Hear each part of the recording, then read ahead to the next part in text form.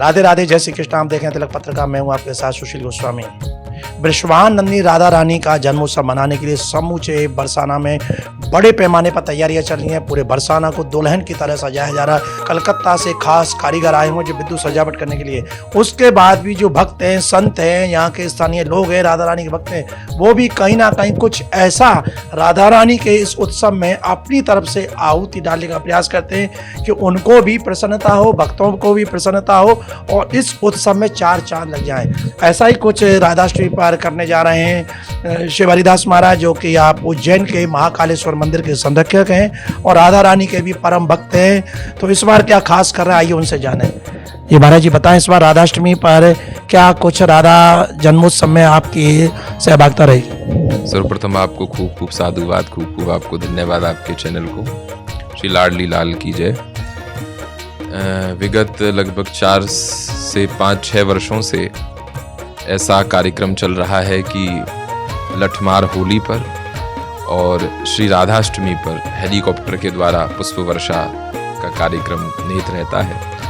तो प्रतिवर्ष की भांति इस वर्ष भी दिनांक 11 सितंबर 2024 को सायं 4:30 बजे, जिस समय श्री राधा रानी अपने निज भवन से, निज गृह से, निज गर्भगृह से, जो बाहर प्रांगण है, छतरी है, सफेद छतरी जिसे कहा जाता है, उसमें जब पधारेंगी पालकी में, डोली में, तो उसी समय हेलीकॉप्टर द्वारा ऊपर आकाश मार्ग से पुष्प वर्षा की जाती है। इस वर्ष भी ऐसा सौभाग्य प्राप्त हुआ और कहीं ना कहीं हमारे आचार्यों ने भी पदों में कहा है, वाणियों में भी कहा है कि जिस समय प्रियाजू का प्रादुर्भाव हुआ इस धराधाम पर वो प्रगटी, तो इसी प्रकार से अंजलि भर भर के देवताओं ने, गंधर्वों ने, यक्षों ने, देवताओं ने, अप्सराओं ने पुष्पों की वर्षा की, मंगल गान किया, बधाइयां गायन किया, नृत्य किया, आनंद प्रमोद में होकर के। तो मैं समझता हूं कि बरसाना चिन्मय है और यहाँ की हर एक क्रिया भी चिन्मय है, क्योंकि ब्रज में कहावत है कि यहाँ बिना राधा रानी की इच्छा के पत्ता भी नहीं हिलता है। तो हमारी सामर्थ्य नहीं है, वही अपनी आज्ञा के बल से यह सेवा करा रही हैं। और इस वर्ष भी बीच में ऐसा लगा था कि शायद हो पाएगा, नहीं हो पाएगा, लेकिन श्री जी ने ऐसी कृपा की कि 11 सितंबर को राधाष्टमी, जैसा कि उत्सव तो 2 दिवसीय है, उससे एक दिन पहले रात्रि में बधाई गायन है, जगह जगह समाज होती है, गायन होता है, नित्य आनंद मगन होके सब बधाई गायन करते हैं। फिर रात्रि में अभिषेक भी प्रातः हम अभिषेक का दर्शन करते हैं। तो ऐसा यहाँ का सुंदर 2 दिवसीय उत्सव तो है ही है, 10 का भी उत्सव है।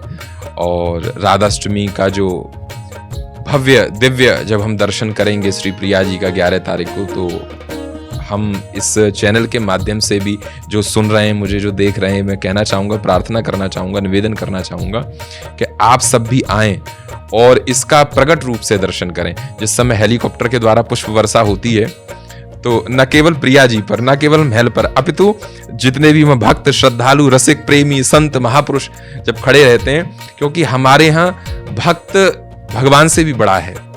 भक्त की जो महिमा है वो भगवान से बड़ी है। हमारे परम गुरुदेव भगवान कहते थे कि भगवान का चरित्र तो बहुत छोटा सा है, भगवान का कोई चरित्र नहीं है। भगवान के चरित्र में जब भक्तों का चरित्र जुड़ता है तब वह चरित्र विस्तृत हो जाता है। तो मैं समझता हूं कि प्रिया जी पे अगर हम पुष्प बरसाएंगे महल पे, तो प्रिया जी प्रसन्न तो होंगी, लेकिन प्रिया जी के साथ, महल के साथ साथ समस्त सहचरियों पर, रसिकों पर, संतों पर, श्रद्धालुओं पर और भक्तों पे भी जब पुष्प वर्षा होती है, तो पूरे जितना भी हमारा गोस्वामी परकर है, सेवायत परकर है, जितने भी वहाँ कार्यकर्ता, मंदिर कार्यकर्ता हैं, वहाँ के ट्रस्टी हैं, वहाँ के रिसीवर हैं, वहाँ के मतलब बरसाने का प्रत्येक कार्यकर्ता, बरसाने के सब संत, महापुरुष, मंडलेश्वर, बड़े बड़े आचार्य वहां उपस्थित रहते हैं। तो उस झांकी का जब हम दर्शन करते हैं हेलीकॉप्टर से, तो हमें लगता है कि भक्त और भगवान का एक साथ यदि दर्शन करना हो, कि ऊपर से पालकी से श्री जब राधा रानी उतरती हैं, अपने निज